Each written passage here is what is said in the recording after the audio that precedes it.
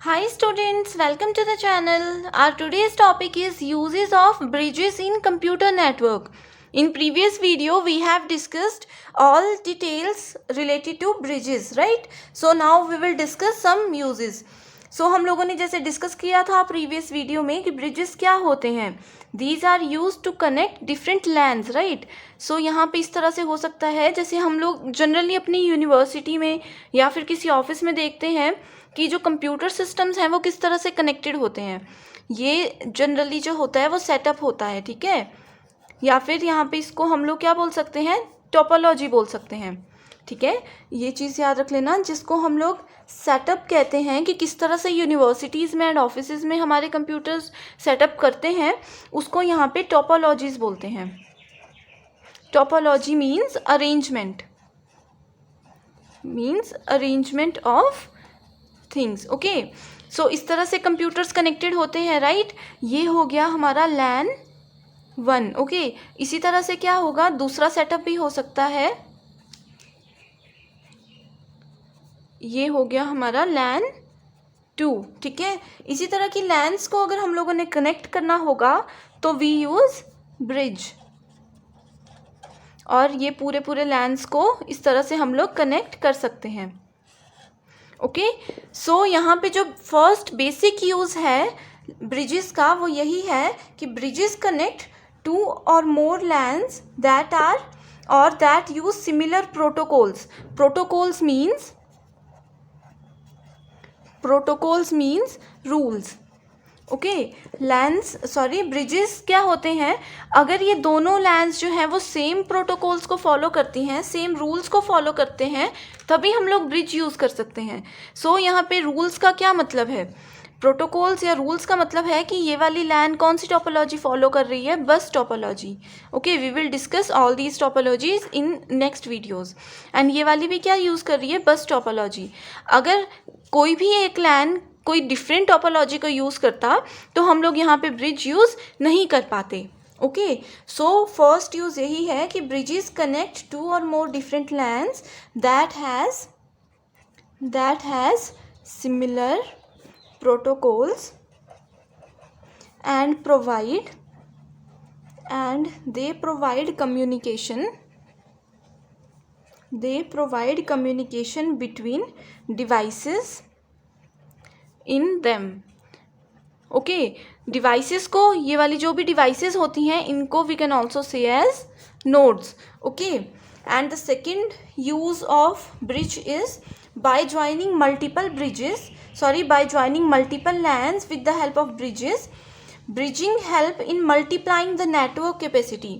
It will multiply the network capacity of a single LAN. ठीक है. सो जैसे ही हम लोग क्या करते हैं, यहाँ पे डिफरेंट लैन्स को अगर कनेक्ट कर लेते हैं, ठीक है, उसके बाद क्या होता है, इससे ये पूरा एक ही यूनिट हो जाएगा. ठीक है, अभी तक क्या है, ये अलग सेक्शन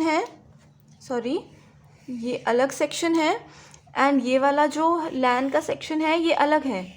ठीक है, इसे हमने ब्रिज की हेल्प से कनेक्ट किया हुआ है. ओके, सो बाद में ये क्या हो जाएगा, पूरा एक ही यूनिट हो जाएगा, पूरा एक ही ब्लॉक हो जाएगा, राइट. सो यहाँ पे क्या होता है, by joining multiple LANs bridging helps in multiplying the network capacity of a single LAN. ठीक है, जैसे होता है कि एक अगर सिंगल कोई कंप्यूटर काम करता है तो उसकी कैपेसिटी कम होगी, उसके साथ अगर हम लोग 2-3 कंप्यूटर्स और कनेक्ट कर देते हैं तो उनकी कैपेसिटी बढ़ जाती है ना.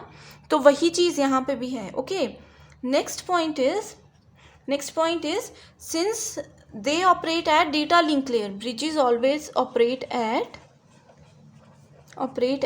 DLL. DLL means data link layer, that is the second layer of OSI model. Okay, and they transmit data as data frames. Okay, हम लोगों को ये पॉइंट याद में रखना है कि DLL डेटा लिंक लेयर जो होती है वो कभी भी डेटा पैकेट्स को अगर ट्रांसमिट करवाती है तो वो फ्रेम्स के फॉर्मेट में ट्रांसमिट करवाती है. ओके, सो यहाँ पे हमेशा ये फ्रेम्स के फॉर्मेट में करवाएगी एंड ये हमेशा मैक एड्रेसेस को यूज़ करती है. So this is the most important use of bridges, okay, and they always use data frames, and on receiving a data frame the bridge consults a database to decide whether to pass, transmit or discard the frame.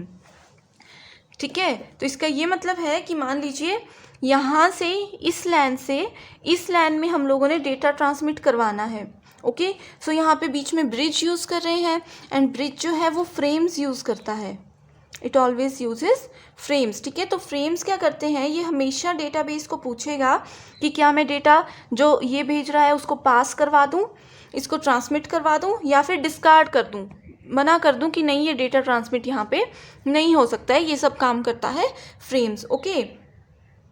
सो यहाँ पे क्या होता है, next use जो है इसका, in cases where the destination MAC address is not available, ठीक है। अब हम लोग कहीं पे भी जाते हैं, ठीक है, ये मैं हूँ, मैंने अगर सोर्स से मतलब अपने घर से निकल के कहीं और दूसरी जगह पे जाना है तो क्या होना चाहिए, हमारे पास यहाँ का एड्रेस होना चाहिए, डेस्टिनेशन का एड्रेस होना चाहिए, हम लोग तभी पहुँचेंगे, राइट।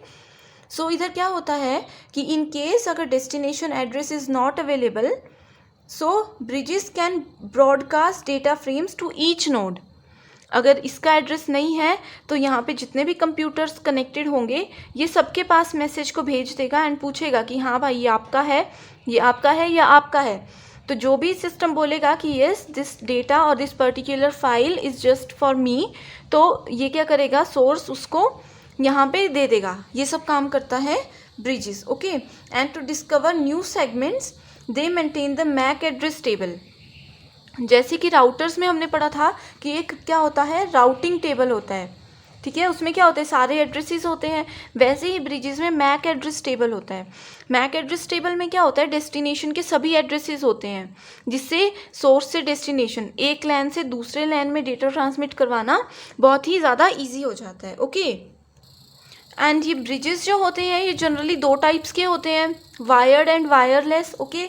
सो जो वायरलेस ब्रिजेस होते हैं these are use to connect wireless networks, ठीक है। मतलब कि अगर यहाँ पे हम लोग वायरलेस ब्रिज को यूज़ करने वाले हैं तो जो हमारे पास लैन है, ये वाली जो लैन है ये वायर्ड है, ये सारी वायर्स हैं इसमें, ठीक है। तो ये भी वायरलेस होनी चाहिए अगर हम लोग वायरलेस ब्रिजेस को यूज़ करना चाहते हैं, ठीक है। सो ये बहुत ही ज़्यादा इंपॉर्टेंट पॉइंट है। So this is all about the basic uses of bridges in computer networking. I hope you understand. Thank you.